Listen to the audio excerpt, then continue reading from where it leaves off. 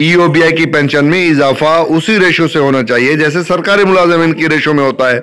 ये मैं अपनी तरफ से नहीं कह रहा, ये असूल कहता है, ये कानून कहता है, ये पाकिस्तान की लेबर पॉलिसी कहती है।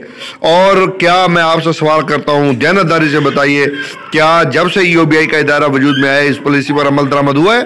बिस्मिल्लाहिर्रहमानिर्रहीम। मैं हूं इनायतुल्लाह काशिफ एडवोकेट और आप देख रहे हैं लीगल इन्फॉर्मेशन में खुश आमदीद। ईओबीआई के इदारे में क्रिप्टो करेंसी का अजीब व गरीब राज है।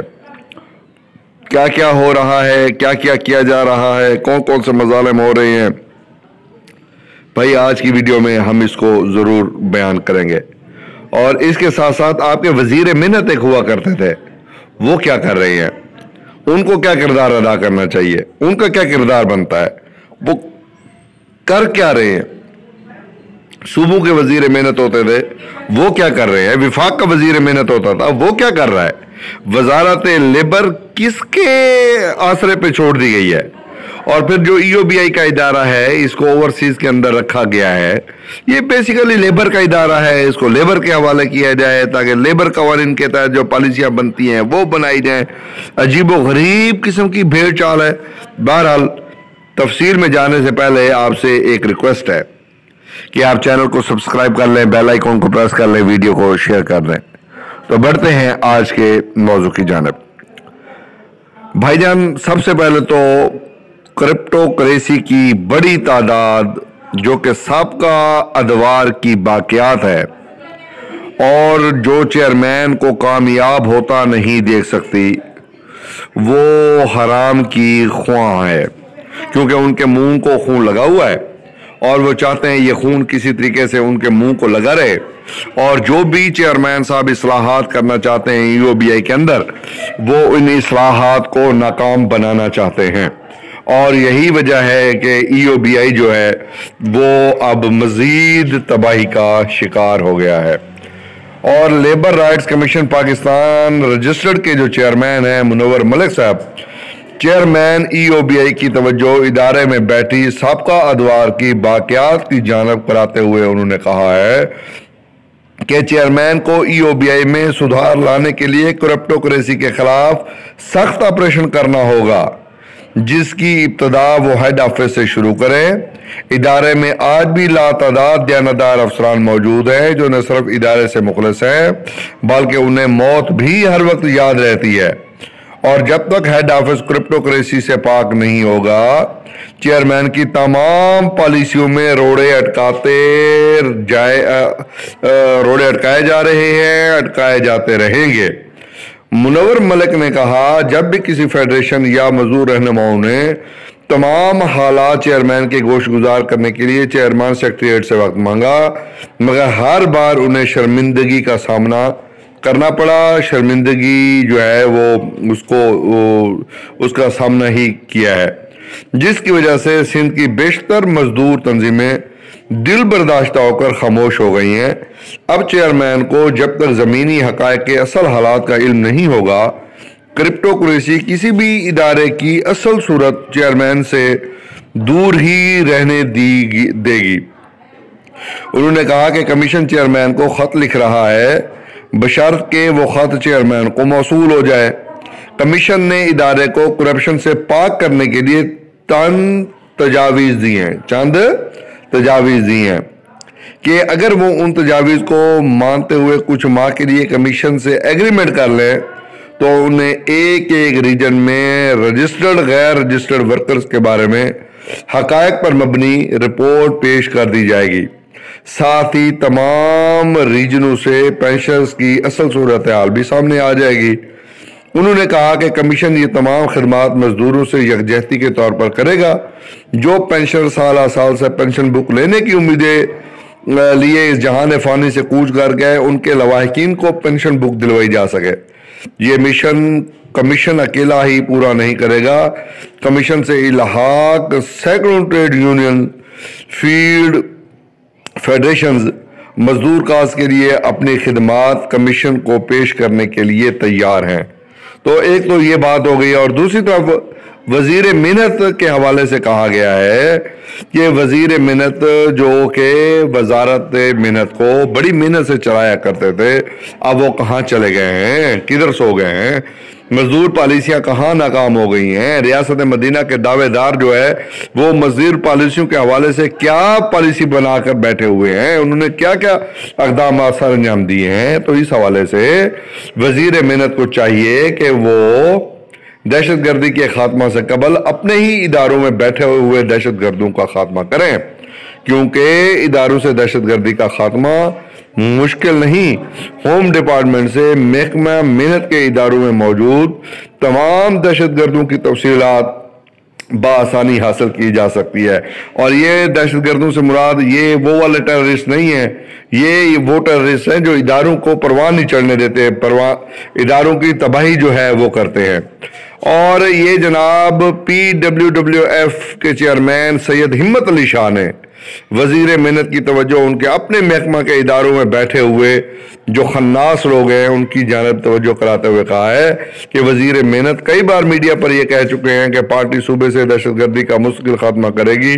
उनने वजीर मिन्नत सईद गनी को निशानदेही की कि सूबा से तो तमाम दहशतगर्दी जो है वो रूटीन में ख़त्म होती रहेगी। वजीर मिन्नत खुद अपने महकमा मिन्नत के ज़ैली इदारों में बैठे ऐसे ख़तरनाक जो किस्म के मुलाजमीन हैं जो इदारों में मौजूद हैं, जिन पर मुख्तलिफ दहशतगर्दी के केसेस शहर के मुख्तलिफ पुलिस स्टेशनों में दर्ज है, जिनको परवेज़ मुशर्रफ के दौर में NRO के तहत ख़त्म करा कर आज़ादी दिलवाई गई, वही लोग आज महकमा मिन्नत सिंध के ज़ैली इदारों में बैठकर भत्तागिरी कर रहे हैं। सईद गनी को अपने महकमे से दहशतगर्दी का खात्मा कराना मुश्किल काम नहीं, वो होम डिपार्टमेंट से तमाम पुलिस स्टेशन का रिकॉर्ड तलब करें। ये रिकॉर्ड तलब करते हैं तो फिर महकमों में बैठे इन लोगों का सफाया आसान है, मुमकिन हो सकेगा। वजीर मिन्नत अपने इदारों से इस तरह के जो मुहर्रिकात हैं उनको ख़त्म करें और ये जो सियासियात हो रही है, सियासत हो रही है, अब उससे जान छुड़वाएं, हकीकी तौर पे मसाइल के हल की तरफ आएं। क्योंकि अगर आप हकीकी तरफ मसाइल की तरफ नहीं आएंगे तो फिर ये बहुत बड़ा जुल्म होगा और EOBI का इदारा जो है ये तबाह हो जाएगा। और बल्कि मैं तो अब ये कहता हूँ कि तमाम मजदूर इदारे तबाह हो जाएंगे। तमाम मजदूर इदारों की बेहतरी की जो है वो ज़रूरत है। तमाम मजदूर इदारों को जो है वो काम करने की ज़रूरत है और इसके साथ साथ मजदूर तंजीमों को भी मजबूत होना पड़ेगा। ये जितने भी आपके इदारे में खराबियां हैं वो आपकी कमज़ोरी का नतीजा है। चूँकि आपकी ऑर्गेनाइजेशन है, आपकी ऑर्गेनाइजेशन मजबूत है। अगर आपकी ऑर्गेनाइजेशन मजबूत है तो फिर ये नौबत क्यों आई है? अगर आपकी जो ऑर्गेनाइजेशन है ये मजबूत नहीं है तो फिर क्यों नहीं है? फिर आपको इसको मजबूत करने की ज़रूरत है। जब तक आप इन तमाम इदारों को मजबूत नहीं करेंगे, अपनी मजदूर तंजीमों को मजबूत नहीं करेंगे तो फिर ये काम कैसे चलेगा।